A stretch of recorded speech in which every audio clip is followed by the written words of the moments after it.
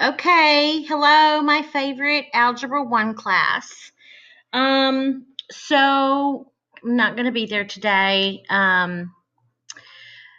So I'm trying to put your lesson on a video so you can still learn something even though I'm not there. And the little program that I use to be able to write is not working tonight.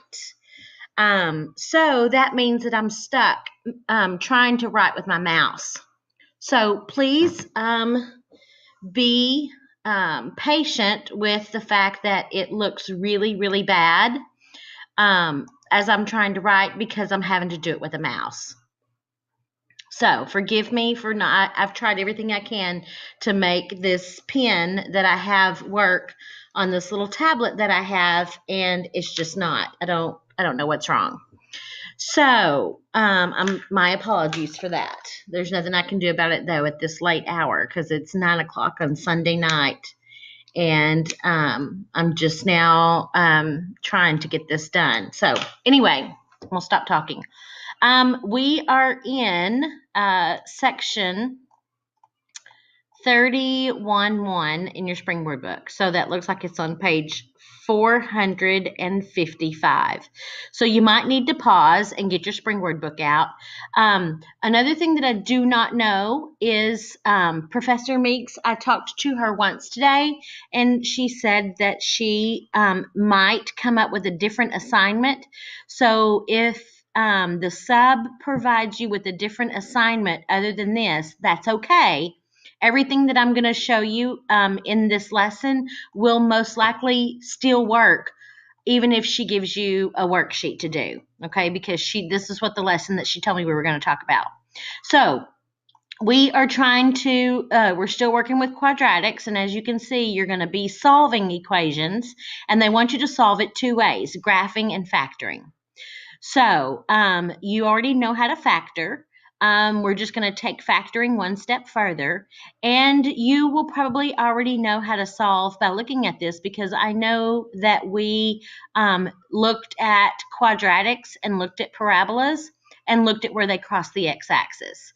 Well, that is how you solve a quadratic. So this is talking about a parabolic path. Projectile path. Pay attention to the x and y axis here. It's telling you that this is the distance from the launch. So they launched something right here, and then as it moves along the x-axis, it's measuring, and as it moves up and down above the ground, it's measuring. So there's two measurements here. It says, how far does the ball land from the launch point?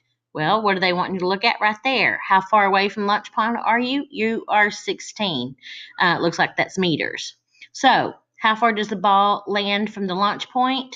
It lands 16 meters. What's the maximum height of the ball? This is height of the ball. So here we're looking at the height of the ball. Now remember, every one of these points on this graph have ordered pair that tells you where that point is. So that point is at 8, and it is at 8. Okay?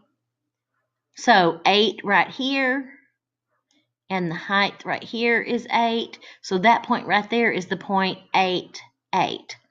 So it's kind of hard to miss this question. What's the maximum height of the ball? Because the answer is 8 meters, but we got that answer from this value, not the x value. Okay. So,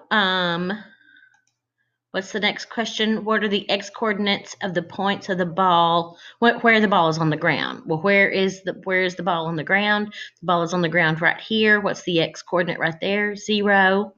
The ball is also on the ground right here because on the ground means it has a height of what? Height of 0. So this point is 0, 0, and this point is 16, 0. So that's where the ball's on the ground. If this is the equation that graphs this graph right here, then we know that the solutions to this, the place where it has 0 height, is going to be at 0 and at 16. And what they're going to show you over here is that you can verify that by taking this right here, taking this x value, plugging it in. What happens when you plug in 0 right there and 0 right there? This whole side becomes 0. And so this whole side really does equal 0. So we get a true statement. How would we verify that 16 is? Plug 16 in right there. When you plug 16 in right there, you get 16 squared, which is 256. Multiply that times negative 1/8. Plug in 16 right there, and you get 32. This problem right here comes out to be negative 32. This problem right here is positive 32. A negative 32 and a positive 32 add together to give you 0. So that's how you would verify that they are solutions. So without the graph, what would we do? Well, what we do is we use the factored form, and then we use this formula right here, or this property. It's called the zero product property. What is it saying right here? All it's saying is that if you multiply two numbers together and the answer is 0, then what must be true about one of these numbers? Okay, how do you get 0 as an answer in a multiplication problem? That's what this is saying. You have a multiplication problem, you've multiplied two things together, and the answer is 0. That means that one of those numbers must have been 0, because that's the only way you can get 0 is to multiply something by 0. So they're saying, if we didn't want to graph this, could we find the answer 0 and 16? And the answer to that question is yes. We simply have to factor it. They factored out an x, they factored out the GCF, and then they're applying the zero product property. So what all they're doing is taking each one of these factors.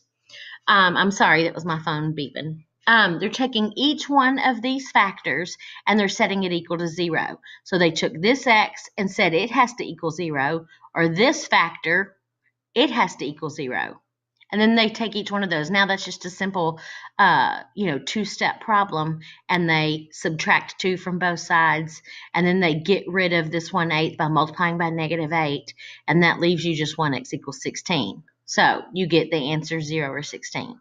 And that's what you're going to do too. And that's what I'm going to try to do right now. But again, remember, I'm doing this with a mouse, so you'll have to forgive me. All right, so I'm probably going to run out of time on this video, but if I do, I will do another video. I'm going to factor this, okay? How did we factor this? We did a factor tree, right? The factor tree says, think of numbers that multiply together to give you negative 14. I didn't mean to bring my factor tree way up there. So negative 14. How do we get negative 14? How do we multiply numbers together to get negative 14? Well, one number has to be positive, one number has to be negative. So 14, let's say 2 and 7. Okay, so you could have a negative 2 and a positive 7, or you could have positive 2 and a negative 7. Well, which one of those do we want? Because both of those multiplied together give me 14. We want the ones that combine together to give me a negative 5. If I put these two together, a positive 7 and a negative 2, that equals a positive 5. We don't want a positive 5, we want a negative 5. We put these two together, that gives us a negative 5.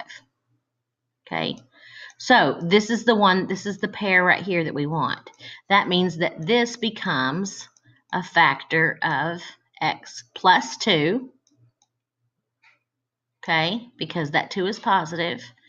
And then we want x minus 7, okay. Now, we set that equal to 0 because it was equal to 0.